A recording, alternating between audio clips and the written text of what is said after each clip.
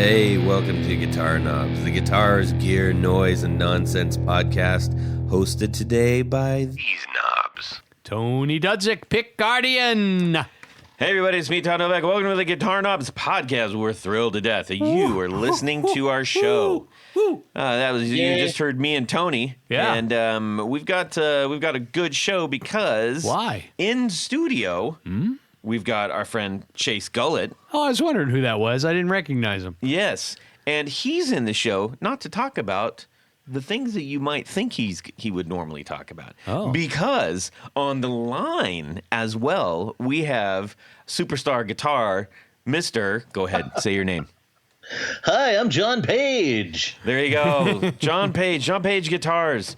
We are going to find out all the skinny on what's going on with that. And yes, it does have a little bit to do with Mr. Gullett sitting here. So we're going to hear from these two, mostly John, because, you know, Chase will just be nodding along and throw in some color. You'll be the color guy, right? Sure. Hairless color. Yeah, it is a little weird because Chase has a naked face, which is really weird. My wife walked in on me right after I'd shaved. Oh, I'm glad you finished that. Yeah. Okay, good. Yeah, right after I'd shaved, and I'm in there, and she goes, "Oh my God, this is the nakedest I've seen you in so long." Yes. So yeah. So I'm adjusting. Yeah. Yay, Katie. Yay. So we have so much to talk about, everybody. We are going to have a great time. We're going to go through a couple of announcements real quick, and then we're going to get into what's going on in our music world this week. And, John, that includes not building guitars, okay? So you got to something having to do with your music. We'll get to you in a second. We're going to, when we hit that, we'll tee you up, okay? Okay, sounds like a deal. Excellent. A couple of announcements real quick. For our patrons, we had quite a nice surprise. One of our supporters on the show. Oh, yes. Mike Nazionale. Mike Nazionale. Yes. He sent a big box my way, and I was like, what's in the box? What's in the box? Unfortunately, it wasn't that. Step one. Yeah. It was Get your box. It was a bunch of pedals and stuff. And he's just at a point in his life where he's like, hey, I want to move this stuff on, and I want you to do what you feel you need to do with it. So, anyways, we were really grateful to Mike. He is a sweetheart of a guy, Yep. And his head is in the right place. He's doing a lot of really great things right now, and just having to do with kind of giving back to humanity, and that's needed right now. So thank you, Mike, for all that you've done for us and all that you're doing for others as well. Now, why does that matter to our patrons? Why, Tony? Why do you think? I bet that we're going to distribute these to our patrons. That's correct. Via giveaways. That is correct. We are going to give away a bunch of stuff, so you're going to see that coming pretty soon. First, we have to inventory. Yes. And- yeah. Well, it's not like there's 100 of them or anything. Well, there's like 2,000 in that box. There is not, I assure you. But yeah, we've got It's a very large box. We've got a good amount of stuff to give away. And look, just in fairness, it is used, but lightly. It's very lightly used stuff. But I don't know that matters. Does it matter? Do you think it doesn't. matters? Not if it's free. I don't think so. So thank you so much, Mike Nazionale, for sending that on our way. And best of luck to you and your new endeavors, my friend. Also, I wanted to, for anybody that hasn't seen it, if you're living under a Netflix rock, speaking of rock, the rockumentary, if you will. Becoming Led Zeppelin. Ah, yes. Wow. Really, really good. That's one to watch. All kinds of brand new footage from the first 1 and 2 album touring era, but before, stuff before they were even together. And interviews with each of the guys, all in the same venue, but not together. I don't know why they didn't just put them. I don't know. Maybe it's schedules or whatever. Do you know what the original name of Led Zeppelin was going to be? The New Yardbirds. The New Yardbirds. Yes. Fortunately, they didn't stick with that. No. Anyways, it was Keith Moon who said, I, this band will go over like a Led Zeppelin. Yes, that is correct. And now, thanks for ruining everything, Tony. See, Spoiler. you don't have to watch it Spoiler now. alert. Two most important things. Really, really good stuff. So I highly encourage you to watch it if you haven't already. Yes. Okay. Watch it again if you already have. Them's the announcements. Now, we need to find out what's going on in our music world this week. We're going to kick it off with Tanya Bolonsky sitting across from me in his svelte. You're like at a medium now, right? Small. Small. I'm wearing smalls. Yes. Yeah.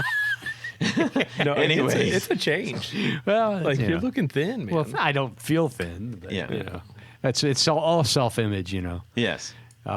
Yes. Always Nothing be- you can do about the face, but the I'll body's in great I'll shape. always be the fat kid that got made fun of. So there you go. Thanks, Todd. Thanks for noticing. Now you're going to call me skinny or slim or something like that. Thank you. Not anytime soon. Anyways, Anyways, Should I start? Yes, go ahead and do that. And so we're gonna check in with Tony, Okay. and then we are going to check into Chase, and then John, and then myself. Okay, That sounds good. let's do it. Go. So this past weekend, I went to see Ryan Adams. That's Yeah. Ryan, not Brian, That's Summer correct. of '69. This is Ryan of Whiskeytown and the Cardinals.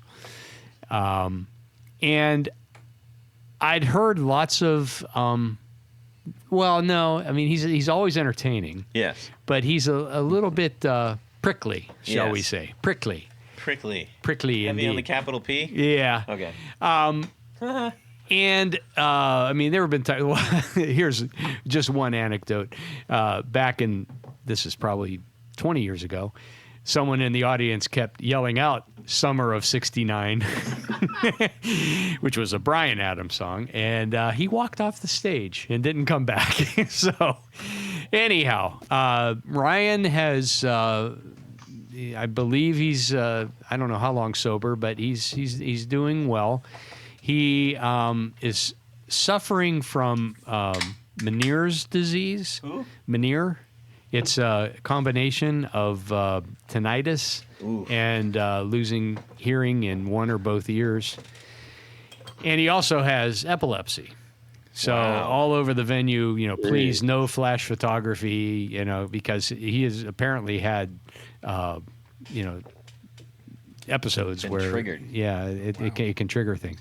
Now the Meniere's disease affects his hearing. Like the first half hour of the show, and I knew something had to happen because I've been to this venue before and it's loud. The air conditioner is loud Which one? at the LC or Oh, yeah. Kemba Live. Was it inside then? Because it Inside. was raining. Yeah. Okay. Well, it was bad weather. meant to be an inside show. Hot. No, but he kept saying, "Does anybody hear that? Does everyone hear that?" And it was a certain frequency that air handler was humming, and he could not focus. And well, it's like you when I crinkle It happens. candy It wrap. happens in restaurants and lots of other places. Yeah. I get the same thing. Yeah, and he was just like, you know, I'm sorry, folks. I want to give you the best show that I can, and you know, he said, but this is, you don't understand. This is all I hear, and I can't hear my guitar. I can't hear my voice. Yeah. So, and to me, I mean, he played one of my least favorite Ryan Adams albums because it's its 25th anniversary, his first one, Heartbreaker. But it's still a hard album to listen to, and it's even harder to listen to live. It's Hard album to listen I mean, to, which launched him into stardom. The title is appropriate because it's songs of pain and suffering Yeah. and heartbreak. Yeah. So he sounded great to me. I mean, his Yeah. voice, he sounded awesome. His guitar playing has improved dramatically over the years, and it ended up being a great show. And it was a very low key He show. probably won the audience over a little bit with that, I imagine. I think it was, yeah, and of course towards the end of the show someone took a flash photo and he reprimanded them, but he was, after he got through complaining about the things and he kind of got into the swing of things, it turned into a really, really good show. And the one thing, this is the one comeback that I'm going to have to remember, because there's some idiot in the audience said, "You suck!" Wow. And Ryan says, "Then why are you here?" So remember that one. Yeah. And so but he was very personable, I guess is the way you would put it. He told some oddball stories and things like that. So it was an entertaining He's evening. a troubadour. Yeah. Yes, he was a troubadour. You expect that. Still is a troubadour. Yeah. And but then there were two songs that they did kind of electrified and totally unnecessary. I mean, he could have just carried this, just with him on the acoustic. Yeah. But all in all, great show. And I mean, I respect him for persevering through a lot of those personal tragedies and the sicknesses and things. Yeah. So Heavy duty, man. Yep. Chase, what's going on in your music world, man? So Friday night, I actually got to see my coworker Isaiah's band for the first time live. It was kind of cool. It was, they played a venue called Passenger Rail. It's in Marion. It's attached to what used to be the warehouse. So it's an old like train station, and they've got this whole like outdoor, indoor stage set up out there. It's really nice. No, they sounded great. That was my Friday night show. What kind of music? Nobody yelled they sucked, though. Oh, wow. Bluegrass. Oh, that's cool. Yeah, it was cool. It was actually our first time at that venue under the ownership currently, so it was kind of nice to get out there. We tried the restaurant that's attached to it.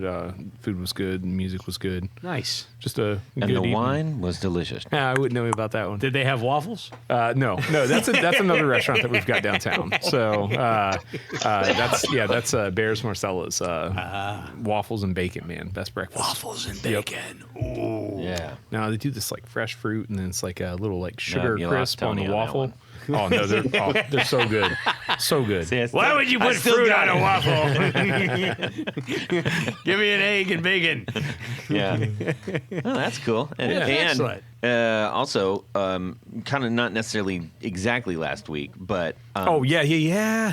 so Todd turned me on to some cool stuff. well, we're going. Yes. So anybody in the vicinity, or if you like this band, you're not aware that they're going to be out.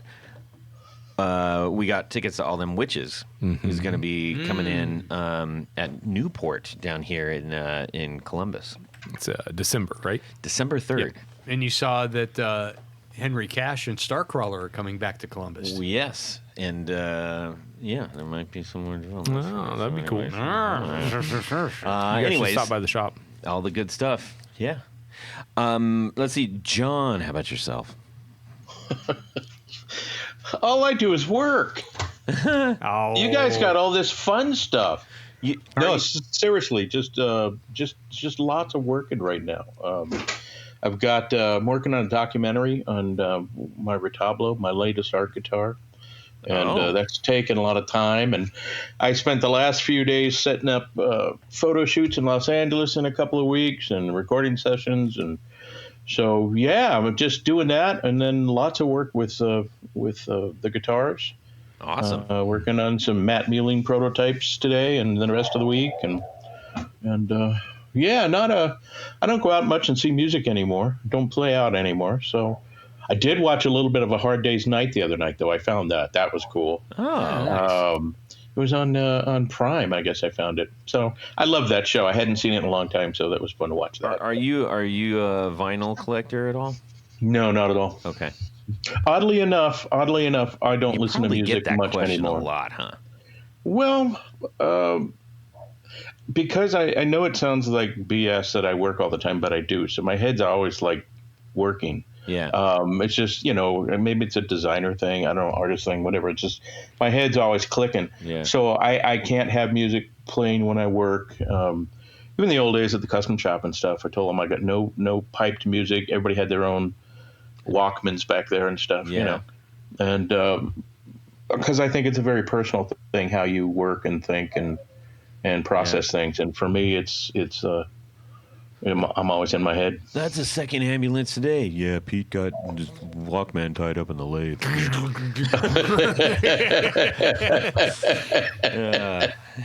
Yeah, that'll happen. Pete, I'm sorry. I wasn't making fun. Oh, poor Pete. Yes. Well, for me, What about you, Todd? Thank you, Tony.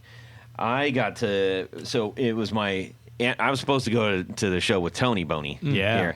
Here, but it was my anniversary weekend. So boys, gentlemen's. Nice. You got to do that good right. things. And we were having a great weekend. And then my pal Joey Callio from Seven Horse and Dada, who's also been on the show in the past, is going to come on again. He was in town. He goes, "Hey, man, I got your name at the door if you want to come down and see the show and hang out." And I got that one. I was dress shopping with my wife. So she's going to a very posh wedding in California, and so we were looking at it, and she's like, "You should go to that," which was her code for I need a break. So I need some me time. Yeah, Stop smothering me. Yeah. So I scooted out and met up and had a great show, and it was just cool because, man, they had they're going through two bands and multiple eras, and there's so much switcherooing going on with guitars and. So was it Seven Horse or? It was Seven Horse, and they were also playing some Dada songs. Oh wow! Okay. Yeah, and it was a great show and great energy and it was cool after just sit down, hang and talk with a friend. And we talked about all his new gear and everything he was using on stage and everything, and how the tour's going, and they're having massive big bus troubles and all that stuff. And then we started talking about, because right across the venue is arguably the best record store in the Midwest for sure, Used Kids. And I said, "You had time to go to?" He's like, "Uh-huh." So we talked about records and all that stuff. He's got a massive collection. So nice. It was great fun. Really enjoyed myself. So we both got to have a little live music action, and Cammie didn't want to go to the show, huh? She did not. Huh. Which is crazy because she actually likes the band. I think she was just pooped. So I caught. Well, dress shopping will take that out of you. I got there late because we were doing dinner and all that stuff. And I'm not going to bail on that. So, anyways, let's motor on. Okay, we've gone through that, and we are going to get into the interview part right now, everybody. Let's get into the guts of your own businesses and the merging thereof, so to speak. Or however you guys want to phrase that is, completely up to you. So let's see. John, you haven't been on before, so Chase has told his story, a couple times, but would you mind enlightening people on who you are and what your past endeavors have been that have led you to where you are now? Sure, I'd be happy to do that. I have been started building my first guitars over 53 years ago or so now. I went to work at Fender on my 21st birthday. I became a model maker within 3 months in research and development there. And that's when I first started working with Freddie Tavares and Greg Wilson and all the original, designers that were of that era. At 23, I was made the youngest guitar designer at Fender, so that was pretty bitchin'. Nice. Shared an office with Freddie. Used to go to lunch with Leo and George Fullerton and all the old guys, and so I was really lucky to be part of that original, the generation that was still had contact with the original Cat. So that was pretty neat. My first guitar design ever released for Fender was the Gullett. It was also my first patent. That's the one that had the metal pickguard, one-piece metal pickguard and bridge combo. And from there, I was the engineer on the designer project for the entire vintage reissue series, with the exception of the 52 Telly. That was Freddie. All the collector's editions, just all kinds of stuff. For 9 years I was R&D designer. Let's see, 1987 I was the co-founder of the Fender Custom Shop with Michael Stevens. So we started that shop, just the two of us. And what was the genesis of that? Well, the genesis of that was even in the early days of Fender in the 70s and stuff, when I was working there in the early 80s. As a model maker, we would be making artist guitars all the time. I was doing stuff for the Cars and the Go-Go's, Frank Zappa. I love the Cars. I'm thinking of all these cats we worked with way back then, right? They would want something unique and different, and Fender didn't do it. So it was something that we would do in research and development in the model shop, because I was making guitars, anyway, for whatever Freddie and Greg came up with, or for that matter, I was turning drumsticks for the Rogers drums, or making, keyboard harnesses for Rhodes pianos. We had everything back then. So in the model shop, it was me and one other model maker, and we would make whatever the engineers, designers would come up with first, before it would go into production. And so even back then, we had made a pitch, myself, a couple of model makers that worked for me, and John Ciminero, who was the Rogers drum designer at the time, had made a pitch to CBS to start a custom shop back then. And this would have been, I don't know, 84, maybe, something like that, 83, and had pitched for the custom shop, and they said, nah, we're not going to do that. And so that kind of got killed, and then shortly thereafter, CBS sold us, and Bill Schultz and his investors, put a group together. I was fortunate enough to become one of them, and within a couple of years, and we bought the company, and we started over for that point. At that point, when the factory and everything shut down and we moved out to Corona, the custom shop seemed like a good way to kind of resurrect, Fender from the CBS debacle, and kind of the Phoenix Rising kind of a deal. And so that's why Michael Stevens and I started the shop then. We had actually hired Dan Smith before I took a hiatus. When did I take a hiatus? 86. I took a short hiatus to work in the studio, and my last hurrah before I turned 30. And so before I left, we had hired George Blanda to start the custom shop. George Blanda Jr., the son of the football player, who was an excellent builder. But when I left, Dan gave him the choice. Well, you can either go ahead and do the custom shop or take John's spot, since John's leaving. So he chose to take my R&D gig. And then after, I don't know, half a year or so is when they decided, well, let's go ahead and do this custom shop after all. And so they got a hold of Mike Stevens, and I got a hold of them, said, hey, I'm looking at coming back. They said, hey, we hired Mike, blah, blah, blah. And next thing you know, Mike and I are starting the custom shop, and working out of his garage for the first 6 months until we got our shop set up in Corona. And cool. Like total Little Rascals shit, just like, my mom can make costumes. My dad's got a barn, kind of a thing, and we're going to put on a show. I love that. And and it was really cool. We made our the first benches we made. We went through the factory, and there was all the black walnut we had left over from the Walnut Collector's series that I had done in like early 80s. And so we took a bunch of that walnut, made walnut workbenches and stuff, and Nice. all in Mike's That's garage. all that grows Fancy as here is hell. just like Yeah. force of that stuff. Yeah, well, American black walnut. Yeah, absolutely. But and then we started the custom shop, and it was just Mike and I. And over the 12 years I was there and running the place, I think it had grown to 65 guys by the time I left. And it was great. We did all kinds of stuff. Did cool art pieces with Harley Davidson and Playboy, and went from, maybe a couple guitars a month to, I think we were doing 28 guitars a day, custom shop.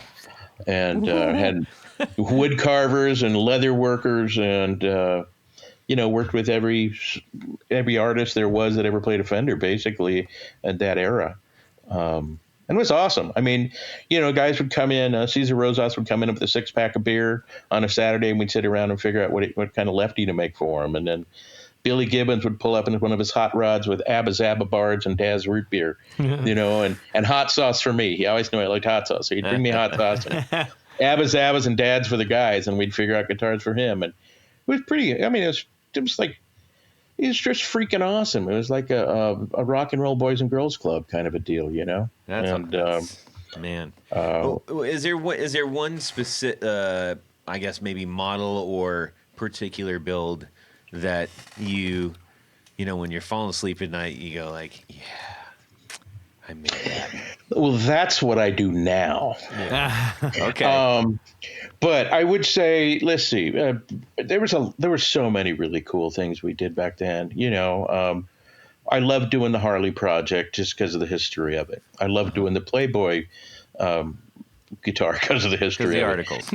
Yeah, because of the articles. Only the articles. The only reason. That's why we painted the articles on the guitar. Oh man, I mean, I got to work with the Jeffrey Lawson, who was the head of styling for Jaguar automobiles on a guitar. That as a designer, and Jaguar as being like holy grail of automobiles, that was like, other than Delahaye's, I was like, holy shit, this guy, we're designing in the office together. So there's all kinds of experiences like that were amazing. But I think that I don't think the guitars are anywhere near as important as the team and everything. Mm-hmm. That was what was so cool. It was just all these knuckleheads working together and creating the shop that was a battle, and it didn't make any sense really from a business point of view. And we just worked our butts off and stupid hours, and we'd sleep on the racks, and we'd make breakfast in the morning and do stupid stuff just to make it, Well, is it fair to maybe, as a lay person like myself, assume that, because I'm in marketing, so I know it probably, from a quote unquote business standpoint, it didn't make any sense, but that's probably the stuff that got tons of hype and got in all the artists' hands, which drove quote unquote business. Is that? No, in fact, you're absolutely right. And in fact, I had to use that argument more than once to justify our existence. After the first couple of years and stuff, taking in stacks of magazines and videos and saying, okay, here's about $2 million worth of advertising we got, last year for free because of what we're doing. Let's not worry about our margins so much right now, So yeah, the marketing really is what, it helped the company to me. And maybe I'm biased, but it breathed new life into the company. Mm-hmm. It was floundering after the CBS, crappy product and everything that was going on. And the sale, there was no money, and there was, and people were disappointed with the product.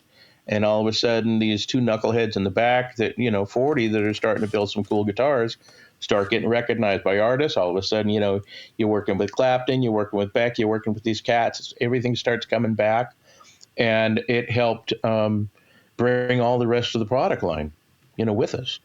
And then that helped, as that went on, I ended up taking over guitar research and development as well with Custom Shop because we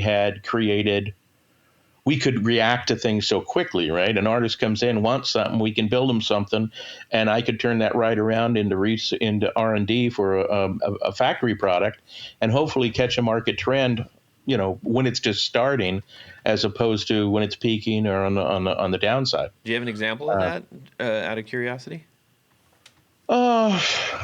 I wish I had. I don't mean to put you on the spot, but yeah, the only thing that comes to mind off the top of my head was a stupid little bass called the JP90, and it was just because we couldn't call it the PJ, and I designed it so then it turns into the JP, and then everybody goes, "Oh, it's named after you," and it's like, no, it was just we couldn't legally use PJ, but anyway, it was just a little modern cheapy bass that I could introduce real quick, and I think we even did it in Mexico real quick.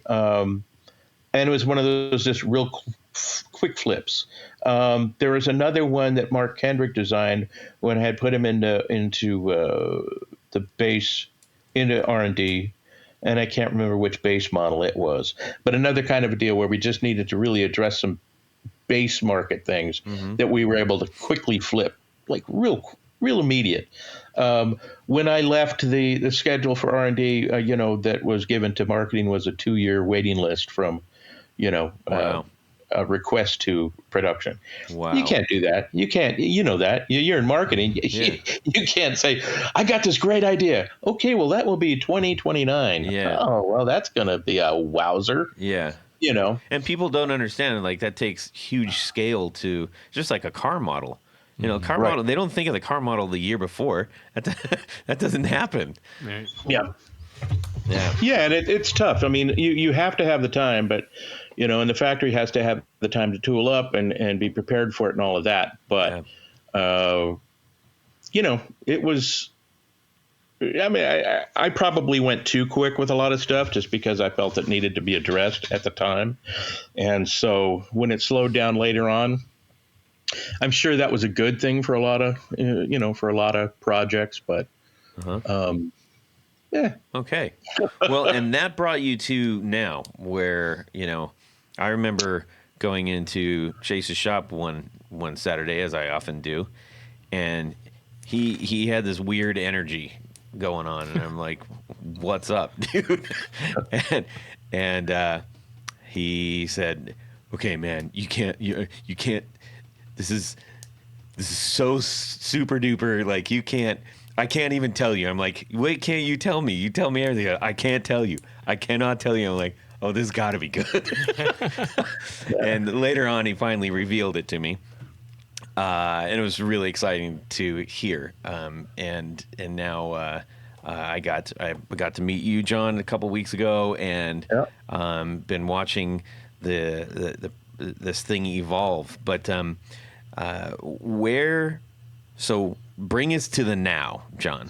Okay, so I'm going to have to back up a little bit then because Yes. I left you at Fender Custom Shop. Yes. I left Fender Custom Shop in '98.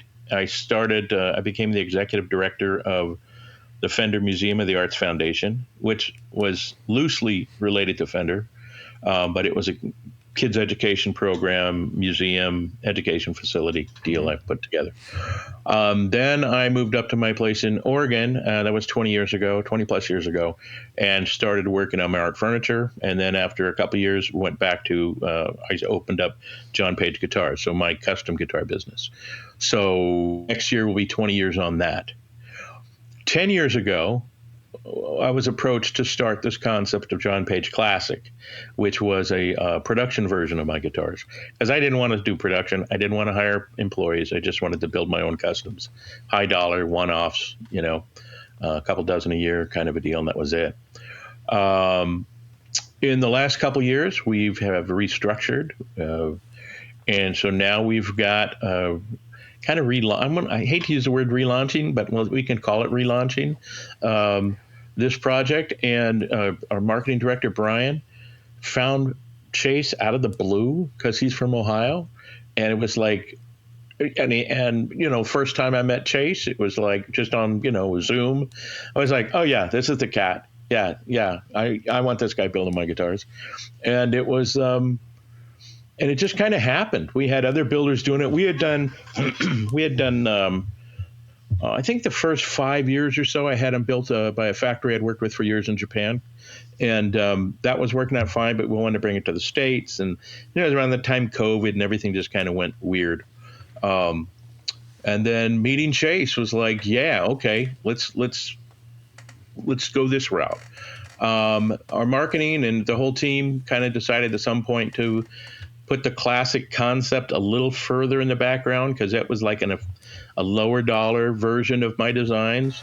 And the idea was to come up with Signature Line, which is real, as close as anything's ever been to my hand builds without me building them.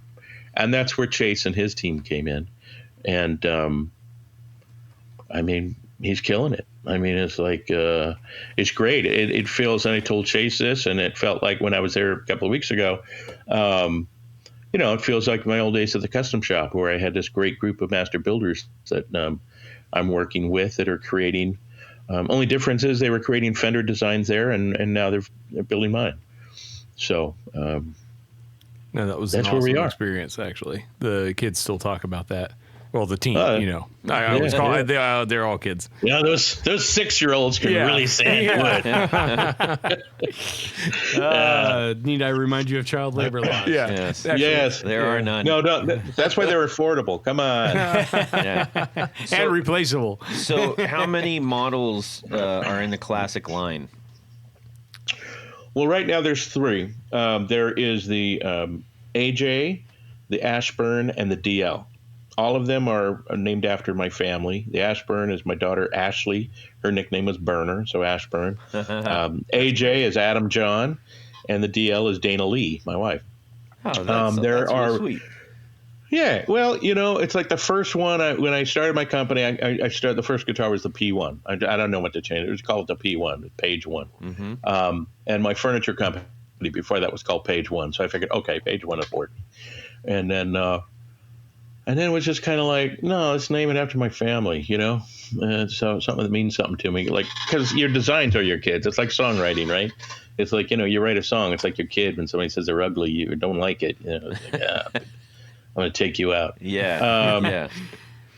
But yeah, and so it's those 3 models right now that we're working off of. But then there's variations of that model. Like we've been working with Noah Levine with the DL, and I built a baritone version of it for him with a Bigsby and 2 P90s. And that is a great baritone. It's a fun little Barry. In fact, I got the second proto on my bench right now because I'm switching the pickups out. We're trying to dial in exactly what Noah wants. And because when I first did it with P90s, and then he decided he wanted to go with this with a mini humbucker that a buddy of his makes. So we're going back to giving that one a shot, and working with on the Ashburn. We have the standard Ashburns, but then we're developing a model for Matt Mueling, who's just crazy good. So I'm working on that right now, and we hope to release that in first of the year, probably NAMM show. That's going to be our release in that market. I think as when guitar builders, especially dare I say boutique guitar builders, are putting together something, as players and enthusiasts, we always quote want something different. Mm-hmm. Just don't make it too different, because then it's weird and wacky, and I don't know what to do. It's kind of a weird thing. And when people successfully take familiar notes from things that we know well, but are still able to develop them into unique instruments that feel more like they want to feel, rather than just, well, I got to have this shape because that's the only one out there. I think that is I always applaud that. To me, that's like a real success when someone's able to do that really well. And the fact that we still have builders coming up with, like, how did you take something that is so familiar and put your own spin on it successfully and own it? That's been my design mantra pretty much my entire career. Uniquely familiar. I mean, you said both words in your little intro to it. Yeah. That's you can look at my site, even you'll see that phrase quoted, because that's my mantra. Because you got to figure, I designed for Fender for over 20 years, right? Right. So you have to do what they do. In fact, when I went outside of those lines, like things like the Performer, and it was like, what the hell is this? It's sacrilege, Awesome. And it lasts a year and it goes away. And it's cool because now they're the Gullett and the Performer and some of the whack it is like, wow, it's collectible now. Isn't that cool? It's what weird were they doing? And so it's fun from that point of view. But so there's things I love about the Fender designs, right? I mean, and there's a reason why they're still popular after 50, 60, 70 years, because there's things that are hard to change. But being a designer for them for also so long, it was like, I have too much respect for them to copy their product. That's the easiest thing to do, because the easiest thing is to just, Oh, I'll put a different bridge on it or something. But keep the lines the same because you can buy the bodies and buy the necks and buy the pickguards and, that's not what I did. And there's things I still want to change. I want to change the access. I want to change the tonal transference. I want to change the neck grip shape with the fretboard and the frets. And, there's so many things that I changed that were a combination of like you said, custom things that people want to make them play better or feel more comfortable and stuff, but still not be so wacky. Like what was the one, Gittler? You remember the Gittler guitars by any chance? That doesn't ring a bell to me. Well, there's one in the Smithsonian. It was all done with stainless steel rods. And every fret was actually a stainless steel rod, and it had a spine that all those fret rods stuck into. And yeah. Okay. And it was like a brilliant piece of design engineering and art, right? Yes. But exactly. It's going to be like, I don't think I'm going to be playing that. That's the thing, is trying to make those things uniquely familiar, and that's what I shoot for. Yeah. And functional. Yeah. Yeah. To that point, when I was in the Chase shop and he said, okay, I have one here that is pretty much the thing that we're going to be moving forward with. Sitting with that, we so often, guitars aren't anything so much different than any other thing that we go like, these hurt my feet, but they look cool. Like in a good pair of shoes. Like, you're these playing are really the guitar rad. wrong then. Yeah, right. But if because we mostly look with our eyes, sometimes we forsake the playability. And we all have a guitar too. We're like, man, it's so cool. I just don't play it that much. That's because you don't like playing it, probably, right? Right. But compliments to the chef here, because that is a ridiculously playable instrument. When the weight, the balance, the neck feel, where your arm sits on the body. I was really, really impressed right out of the gate. And that was before all of the details were even like sorted out from like the looks and stuff like that. I think it wasn't fully finished out, but I was like, wow, okay, I get it. I get it. Thanks. I get why you're doing this. Well, all those years in the custom shop, you when people request similar things, those stick in your head, right? Yeah.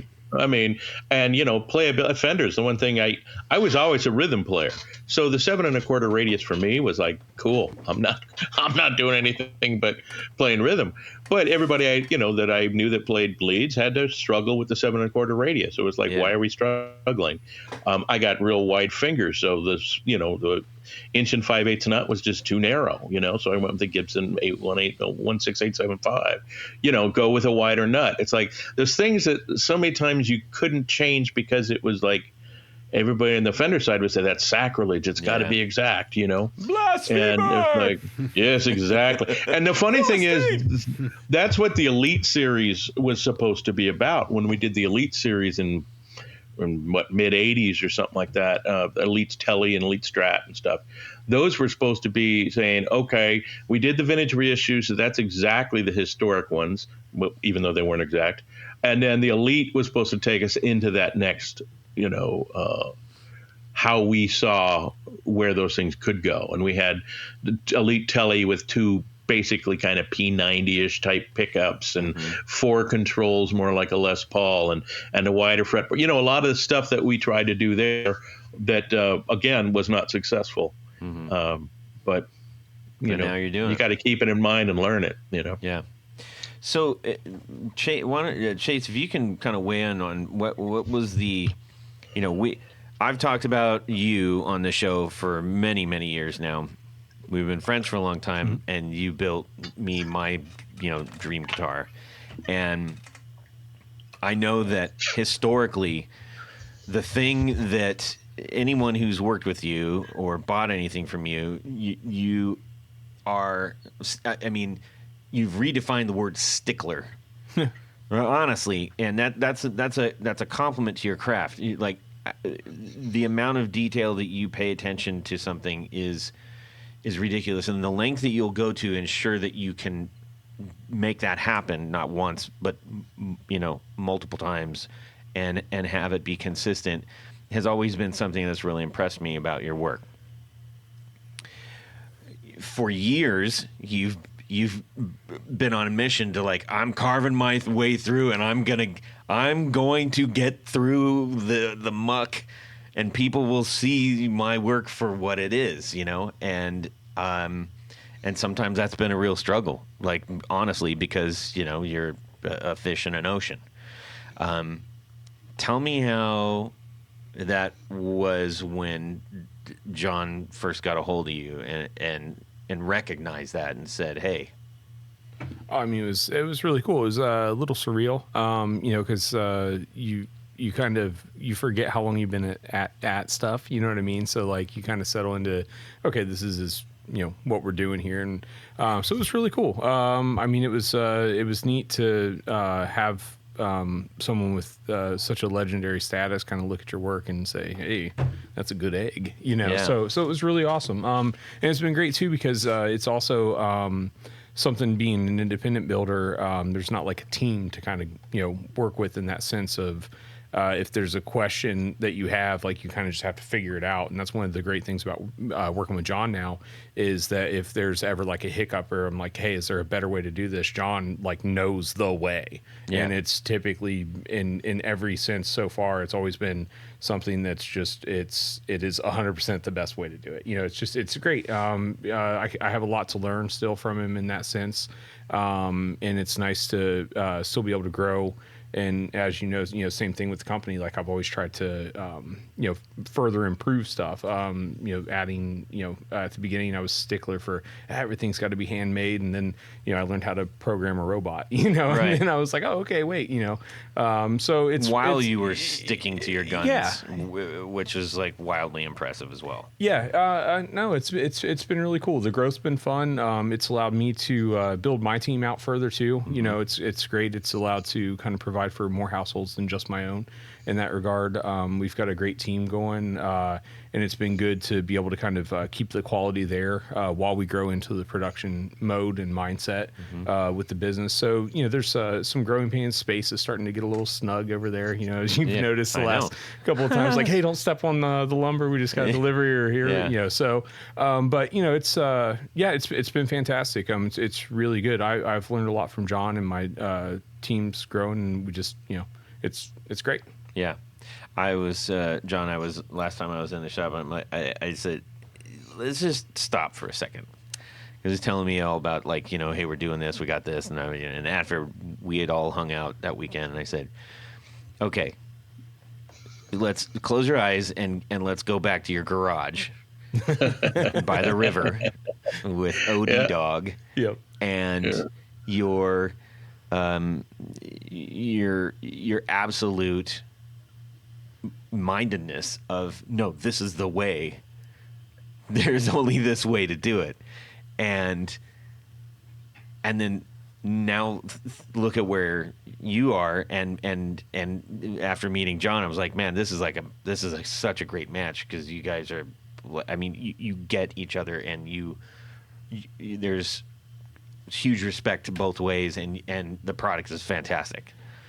I think what I find that I admire most with John, and I think that kind of puts us into a kindred spirit, is the idea of that it's like building guitars is awesome, but it's also like building the processes out and things like that. It's like, geeking out about making different jigs, different fixtures, different ways to kind of do things. Yeah, like, oh, you check built out how all I your did own this. jigs before. Yeah. That was bananas. Yeah, I mean, we still do, and I mean, Yeah. well, I mean, actually, John sent me a really cool. We've got this.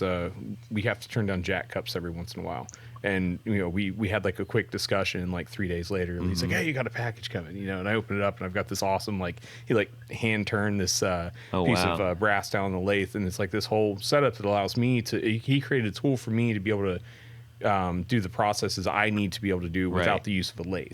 And it was like we speak the same language. Like I can describe something, and he can kind of like produce it, and then vice versa. He can send me stuff, and then I can reproduce it. And so it's nice. It's there's like a a bond of like the designer engineer mindset there. Yeah. You know, of like, hey, like we both just want to create, and I think that that's something that kind of ties us together really well. Yeah. Well, my shop is filled with tooling. To me, the tooling and fixtures are just as enjoyable as building the instrument, because I think about it when I design and build the tooling, and then I don't have to think about it quite so much when I'm building the guitar. Yep. And so I'm allowed to enjoy the guitar build a little more because I know the tooling's going to make it as accurate as I need it to. So I just threw that out there just because I wanted to. Well, yeah. And the other thing that I noticed when we were all just hanging out for lunch, and I didn't get to spend hours on hours with John or anything, but I know Chase, and I know how much stock he puts in,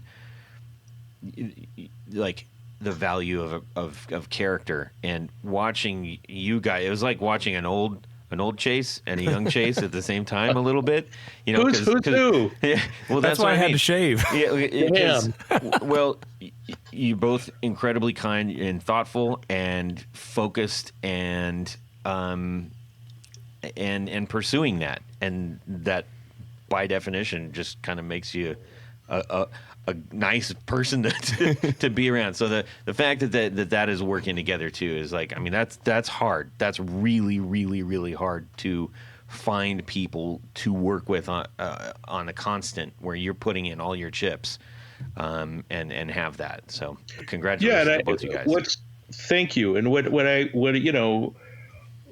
what's going to be, what I'm sure has been tough for Chase and will continue to be tough for Chase, is that, you know, when you have your own shop and you're the final say for everything, and then, you know, some other guy comes in and says, that's not exactly how I want to do that. I want you to do it like this.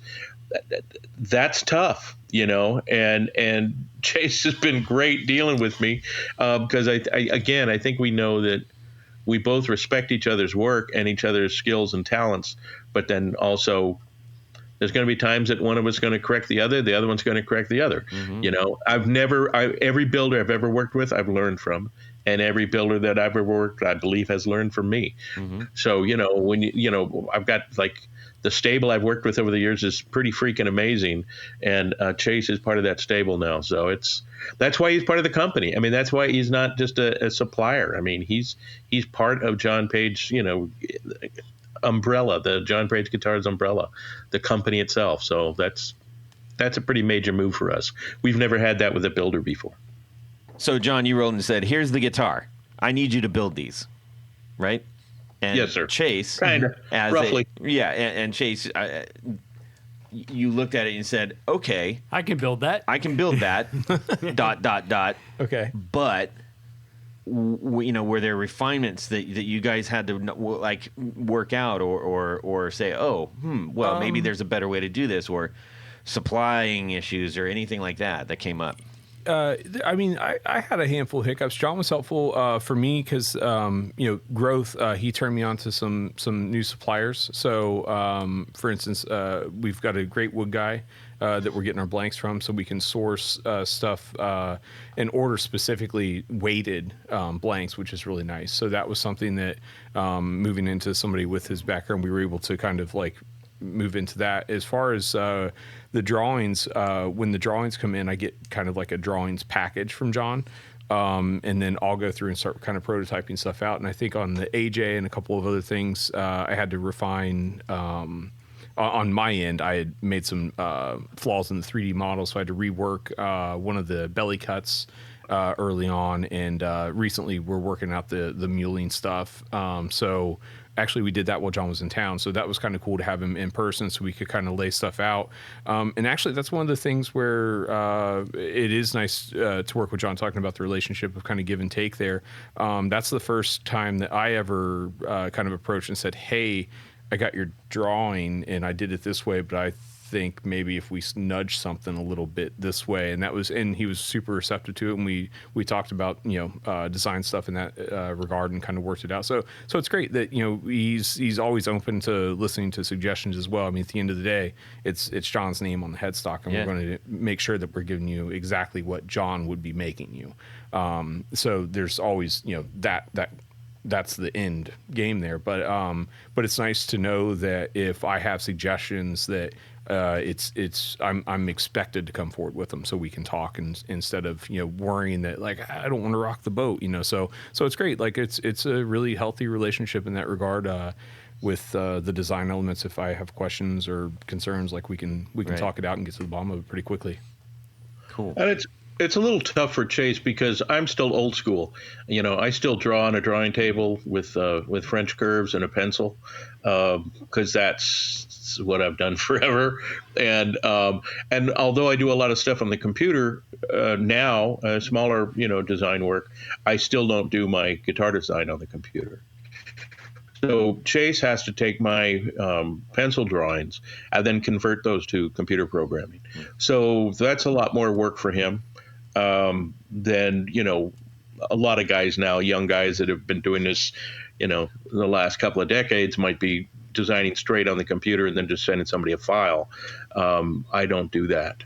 So that's a tougher one for Chase to deal with. But that's how I build. I mean, and then after I design it, then I make the prototypes, and then so not only does Chase get a drawing package, but also a prototype to hopefully follow off of in creating that instrument. And lots of times my prototypes aren't exactly where they should be, and so I have to say, okay, we're going to pop that back another 1/16 of an inch or so, I think, or he'll come back to me and say, oh well, with these strings we should do this, and so there's a lot of back and forth to dial it in for a I'm going to say quantity production, even though it's not really production by any means, but now, more than one. Can people, obviously they can see what's on the website. Are you doing special colors for artists or anything that is, I guess pushing the limits of where you're at currently? I don't think we're pushing the limits to anything. We're just, it's we're just saying the artists come in, if they like the instrument and they go, and they say, boy, that'd be really cool. Well, Matt Muehlin, I think, is a great example. The Ashburn was the first instrument I put into the classic line 10 years ago. I've always looked at tremolos as tone suckers for me personally. I don't like tremolos in instruments because of the tone I'm looking for in a guitar. But they are a necessary tool to a lot of players. And in Matt's case, he does most of his playing backwards. He does a back pull on him, right? Up pitch, a back pull. And so that's why we developed the recess route for him, and trying to figure out how to float that just enough and taper the underneath just enough to do that. So it's more like that's what we'll do with an artist. And he says, I'd like to have a middle pickup. I like the double humbuckers. I want to pull back. So we'll do things. Wouldn't call it pushing the envelope by any means. It's just doing the kind of thing that Chase or I would do in our custom shops for a customer if they requested it. We'll see what happens down the line, as far as pushing things. But that uniquely familiar design mantra, not only aesthetically but functionality wise too, I think is pretty deeply embedded in our philosophy. But never know, where the next hair up the butt will come from. So yes, that is one of the surprises in life. Yes. Ooh, what was that? Yeah, I got an idea. So, John, what are there any new designs, new models coming out, new options?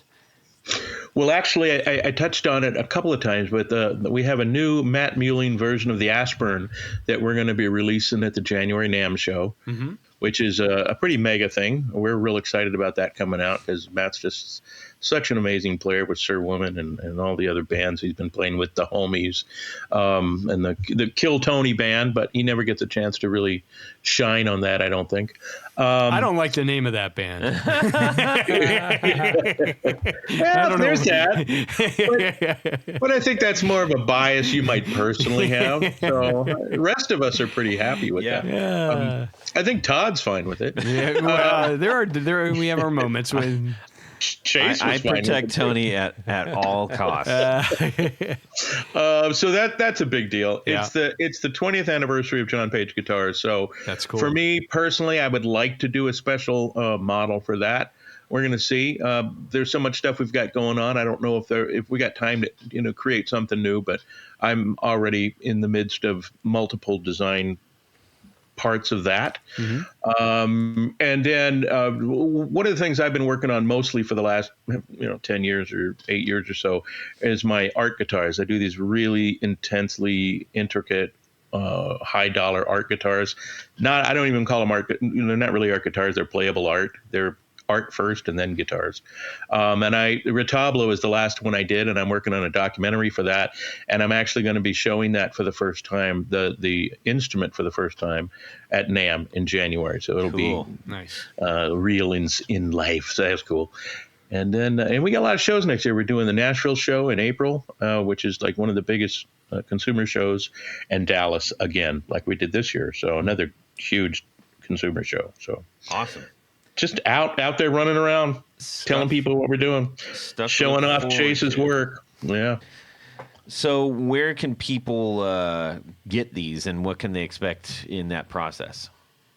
Well, if they go to johnpageguitars.com, it shows all the guitars that are currently available, and any queries they might have about anything that's not available, they can just hit us up on the info bar and send us an email. Okay. All right. Sounds good. Well, I guess that's kind of it-ish. Yeah. Well, Tony. It-ish. It-ish. I like that. It-ish. I like that. It-ish. Time to go. It-ish. Rounding third, heading home. Hey. And we got a little something that we do here. Okay. Called. Yes, Todd. Would you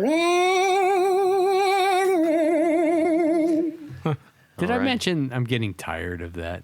Are you really? I am. Oh, that's terrible. I'm sorry, I- Jerry. I hate that you love that. You guys seen a sample of Jared doing That is it? That is Jared. That is Jared Yes. doing it? What have you done to that? Is that Yeah, auto-tune? just sped it up a little bit. Sped it up Oh. like Jiminy Cricket. That's funny. People love it. That's I the think. first time I've heard it, and I'm tired of it. Oh, dear. I'm kidding. I'm just being a dick. All right. So, would you my finger slipped. Tony, go ahead. Sure. Yes, Todd. This week's Would You Rather is kind of a play on what we did last time we got together. Yeah, we got a couple of these coming up. Yeah. So if you remember. And it happens to tie in what we talked about towards the beginning of the show. Yes, it does. So in this is the scenario. Yes. In this Would You Rather, you go back in time into the studio as producer supreme Bruce Dickinson. You know, Yes. the guy with more cowbell? Yes. That's him. And you tell the engineer to keep the recording on the outro solo for at least a minute or two longer. And it doesn't impact the original recording of the song, but it will allow fans to hear an alternate long version that might contain even more guitar brilliance. Yes. The engineer is strapped to his chair with a gag and his zip-tied hands because they were too close to the faders. They were, and then he's got the eye-opening things from Yes. Clockwork Orange. Yes. We don't like that engineer. He doesn't like us either. So last week, if you remember, it was choosing between the outro for Comfortably Numb Yes. or Sultans of Swing. Yes.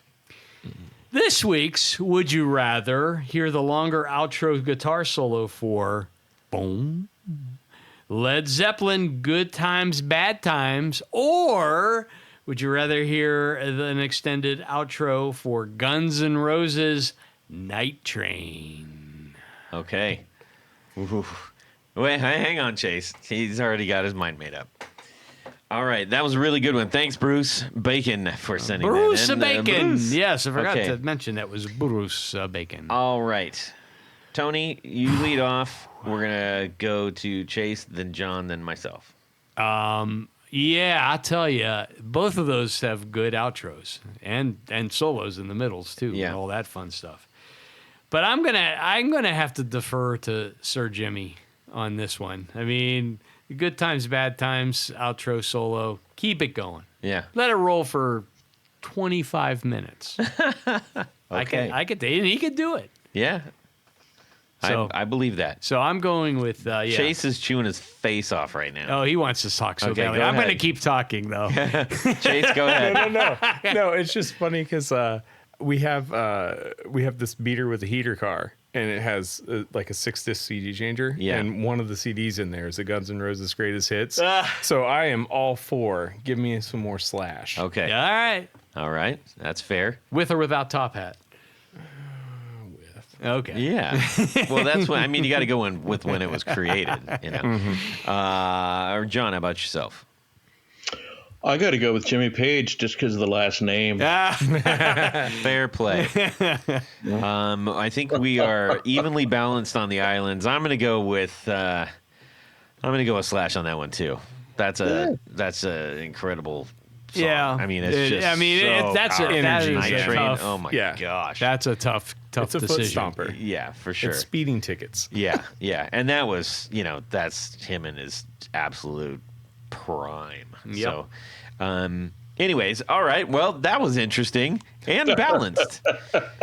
and honestly, I think it's fair to say that either of us would enjoy the other's island for a little while. Oh yeah. Yeah. Yeah, I could handle that. Yeah. Great one, Bruce. Nice going.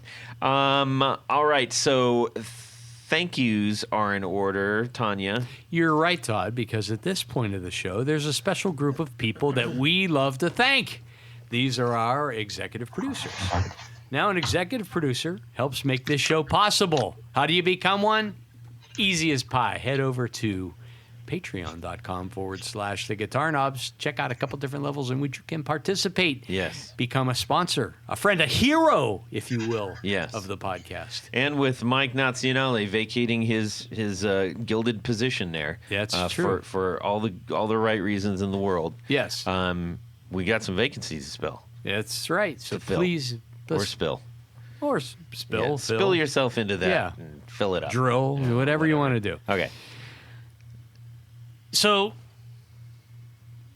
you threw me off I'm course. really glad you you threw me kicked off back course. in. I thought I broke you right there. Yeah, you did. I'm sorry. You did kind of break me. So So- this is what happens.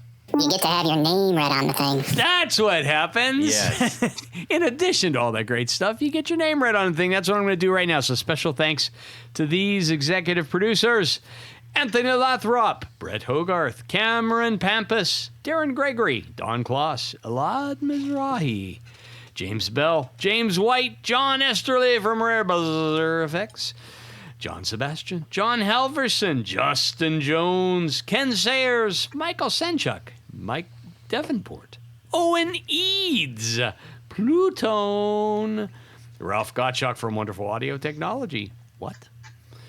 Richard Kendall, Rick Calhoun, Rusty Sneeden, Stefan Lamb, Tom Berezin, Trevor Ellenberg, Trevor Gunberg, and Vaderin Peddle. Outstanding. Oh, but wait, Todd, there's Oh, more all because there is a special group of executive producers. We call them our Grand Poobahs. Yes. These are the top of the heap, the A number ones.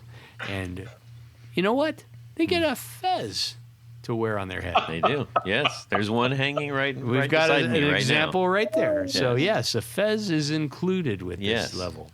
So, special thanks to these Grand Poobahs: Anthony Jamalero, Billy Spitfire Unlimited, Bob Crouch, Brian Robison, Cody Foster, David Kaminga, David Tyndall, Enrico Fernando, Fox Hill Studio, Gregory Randall, Hex Matos, John Williams, Martin Cliff, Matt Hart, Michael Van Zant, Michio Murakishi, a Mike Nazionale. Yes. Who's that? One last time. One last time for the Mike Nazionale. Yes.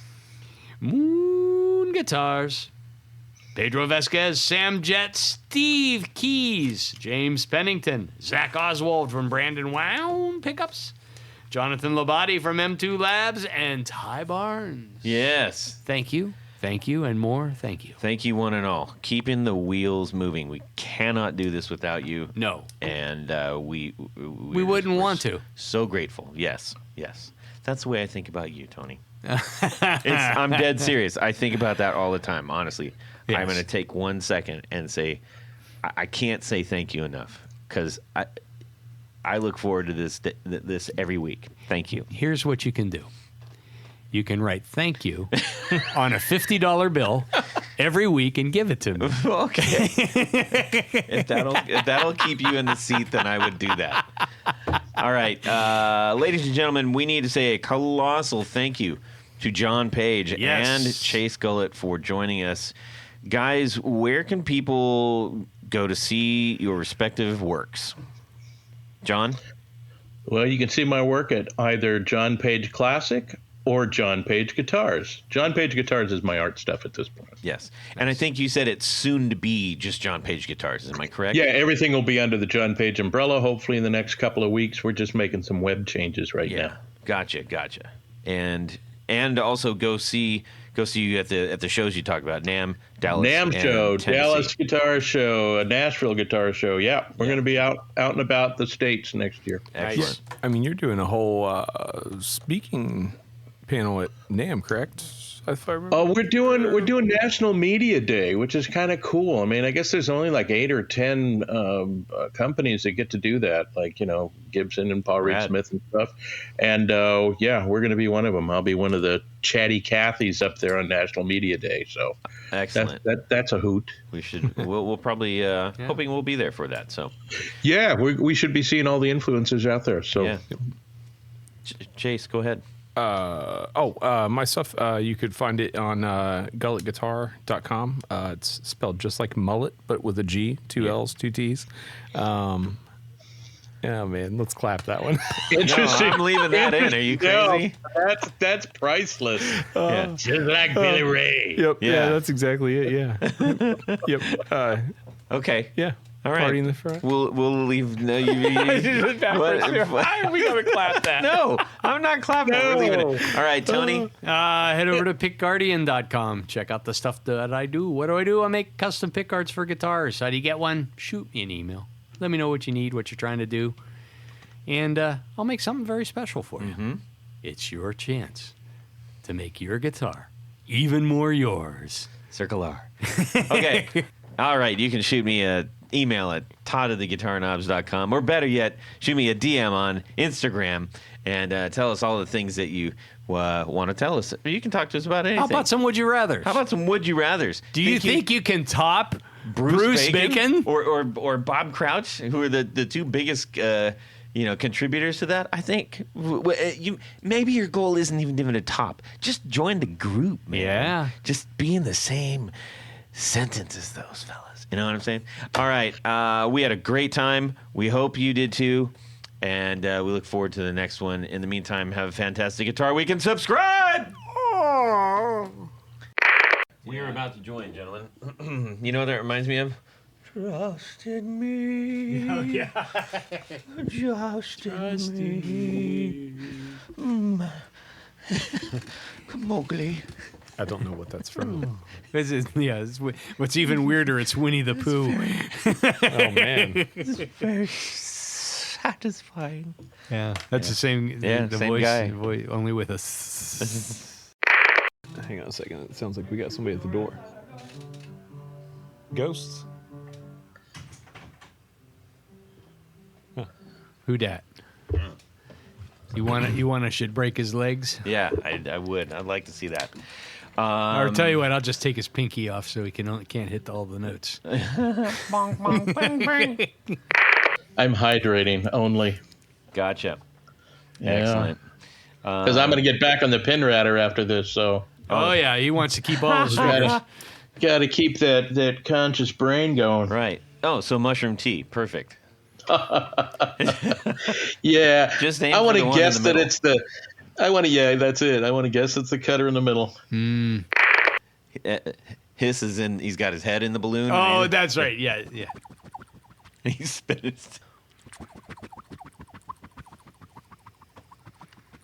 Final mix. It's really weird looking at Chase because I haven't seen him with a shaved face in maybe Oh, that's what's What? different about him. maybe Yeah. What? 9 years. Yeah, I was getting a little dry, so I shaved it. So And you then it decided made to share that with the rest oh, no, of us. it made That's it great. worse. It made it worse. Like I did There's it, like, 2 lubricant days for ago. that.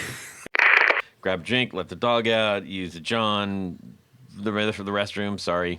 and or do whatever. That wasn't Okay, well, intentional. I'm going to have to take a Todd if I do. that honestly was not intentional. That was awesome. I always call it a Todd. Yeah.